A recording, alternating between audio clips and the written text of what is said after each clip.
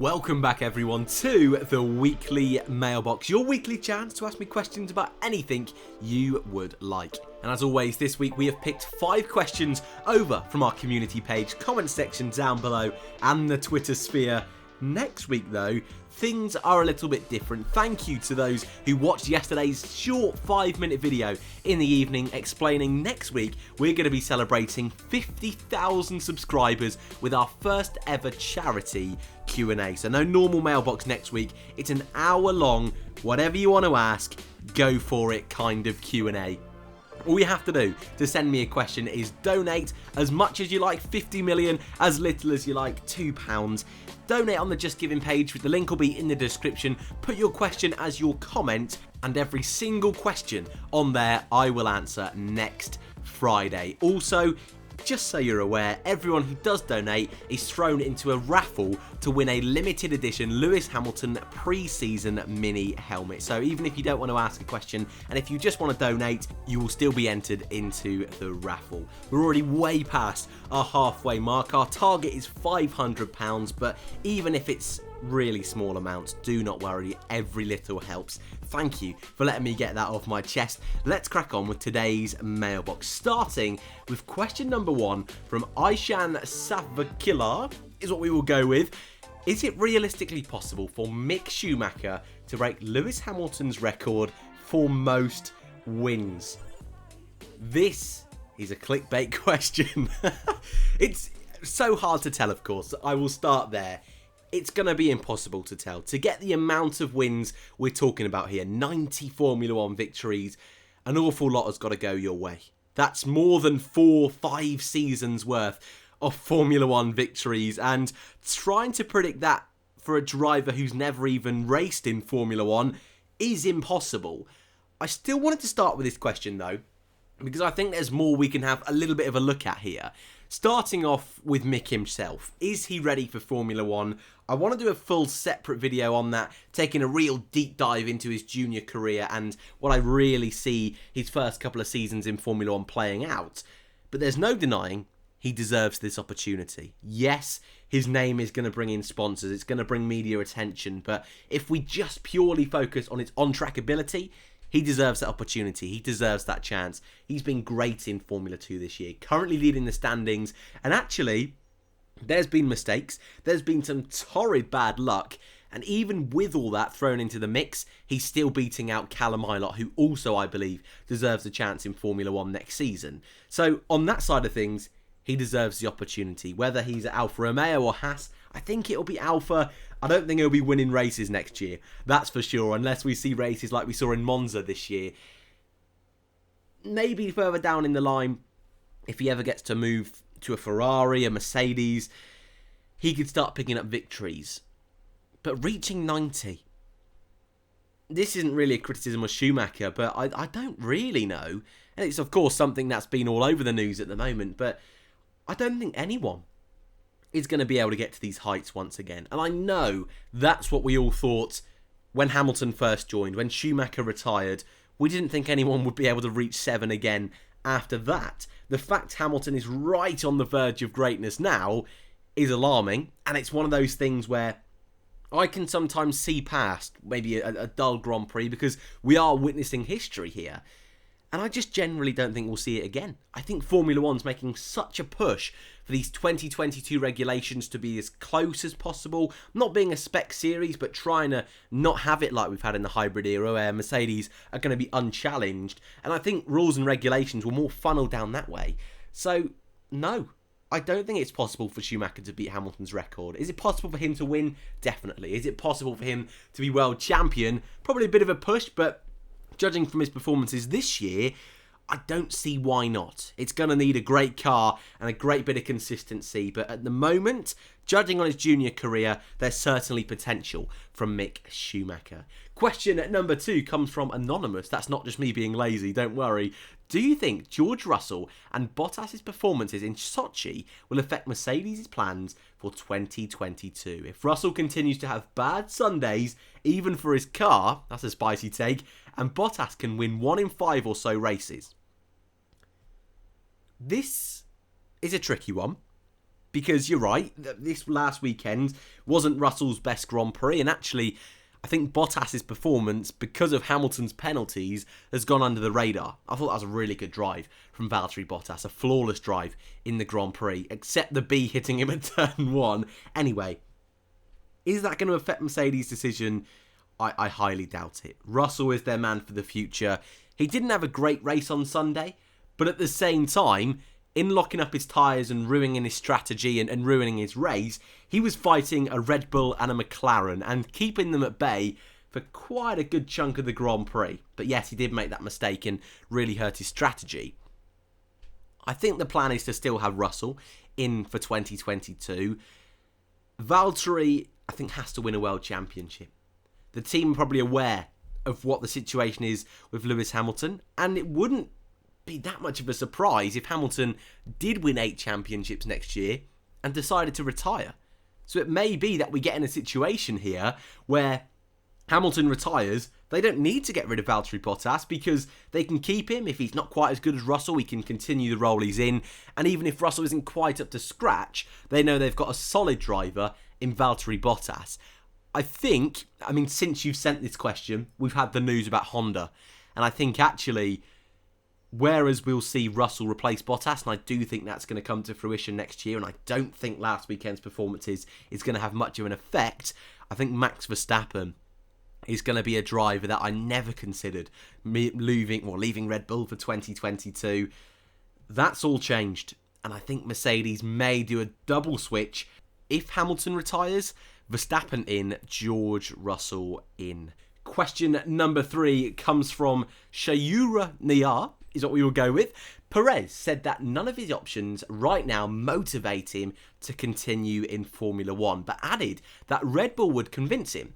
Making a logical guess, those 2 teams that don't motivate him must be Haas and Alfa Romeo. I think you're bang on there. Do you think this means that he won't be on the Formula 1 grid next year, with Red Bull looking increasingly unlikely? I find it really hard to play Sergio Perez next year. There's a lot of people, and I really don't blame them, putting him straight in Haas, straight in Alfa Romeo if Kimi Raikkonen leaves. But I think you're right. I think this option for McLaren in IndyCar is way more of a serious option than I think people are giving it credit for. Sergio is a driver who should be in a top team.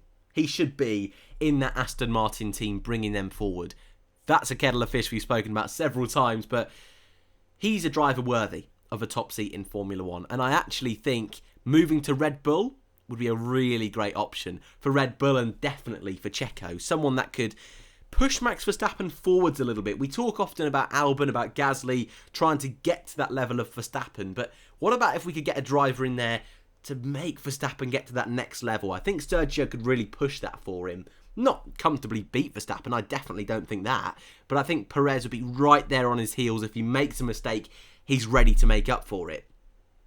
I don't think Red Bull are going to do that. I think they know they've got a strong young driver program. They've got a race winner in Gasly, a driver with potential in Alex Albon, but also is a solid number 2. Will they make a change, won't they? That's not what we're focusing at. Sergio Perez, I think you're right. Red Bull is going to be his number 1 choice. And I generally think when Haas mentioned the fact, when Alfa mentioned the fact, they're in no real rush to get these seats sorted. I kind of think it's a bit of a bottleneck. I think it's Red Bull not making a decision. It's Sergio Perez waiting to see what Red Bull do before then deciding what he wants to do. And Sergio's quite a closed book. He's not a character that shares a lot on social media. He's quite preserved in a lot of his interviews. Nothing against his character, but when we're trying to assess where he's going to move in the future, it's so tricky. He seems to really like the look of IndyCar. He could get a car there, challenging at the front, and really make a solid push for a championship. Haas and Alfa Romeo, it's a gamble. He's going to have to rely on 2022 really swinging their way. Does he want to do that again? He's done that so many times in his Formula 1 career. Maybe he will take the chance. But at the moment, my gut feeling is he will stay in Formula 1, but certainly his eyes are on that Red Bull seat. Jens Van Eyck asks question number 4. very similar to the last question. Who do you see driving for Alfa Romeo and Haas, the Ferrari customer teams, next year? The current lineups, or will the Ferrari juniors get a chance? I did a full transfer talk about, when was it? About a week and a half ago, I think roughly it was, discussing my final driver lineup predictions. And in that video, I went with Alfa Romeo, Sergio Perez and Mick Schumacher. And at Haas, I went Nico Hülkenberg and Callum Ilott. Not much has really changed since that, to be totally honest with you. I think the only real change there is Kimi Räikkönen. More and more talk he's going to stay. I'm still not quite buying it. I'm still not quite there.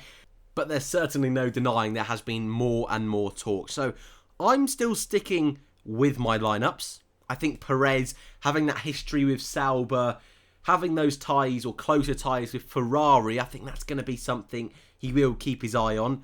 Alongside Mick Schumacher as well. I think that's someone who's going to be nailed in the Alfa Romeo seat. No matter what happens here, he's in at Alfa Romeo, 100% confirmed. And I think Perez will be a great driver to have alongside him. If Raikkonen stays, I think Perez then goes to Haas. And I think Haas then keep Callum Ilott. I think he's another one like Schumacher who's guaranteed to come in. But I think Hülkenberg will then miss out on a seat for another year in a row. And I think Hülkenberg may then make the decision to move over to Formula E while there's still some quite big seats. I'm thinking BMW, Venturi, still available for next season. That's how I see it panning out. It's one I'd love to know your thoughts. I don't want to spend too long because we did do a full 20-minute transfer talk on, but my thoughts very, very similar to a couple of weeks ago. And our final question comes from Zenora, our audience participation question. So it's your chance to give me your thoughts in the comments section down below. It's a very straightforward one, but it's an interesting one. Zenora asks, what do you personally think about Formula One this year? And I really wanted to include this because I've loved Formula One this year. I really have. I generally think this has been one of the most enjoyable seasons I have ever watched in Formula One. And I know some of you will think that's a bit of an over-exaggeration. And yes, I suppose I have a slightly different view of it because after a race, I've got to rush down here, get my review sorted, get scripts done, and I've always got to be thinking and keeping my eye on news. But I generally think the racing has been a lot better. Look at Sochi. Sochi, which is usually an absolute stinker, a 1 or a 2 out of 10, was actually this season a really, really good Grand Prix. The fight in the midfield, that is the key. The amount of midfield podiums. McLaren have got 2 podiums. AlphaTauri have won a Grand Prix. Lance Stroll back up on the podium. Norris with that first one at the beginning of the season. Ricciardo knocking on the door the last couple of Grand Prix. That is the real bread and butter for me. I can allow the fight for the championship. That is disappointing. And we haven't seen a real good fight, well, since 2018 really, with Vettel in the hunt until about the halfway stage. But I can let that slide. The midfield has been so good. And the fight at the front, though it's the Lewis Hamilton show, I can let that slide because, as I said earlier on, we are witnessing history. A driver, one of the greats of all time.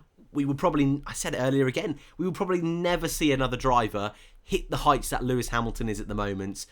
And it's one of those things that I kind of want to savour a little bit.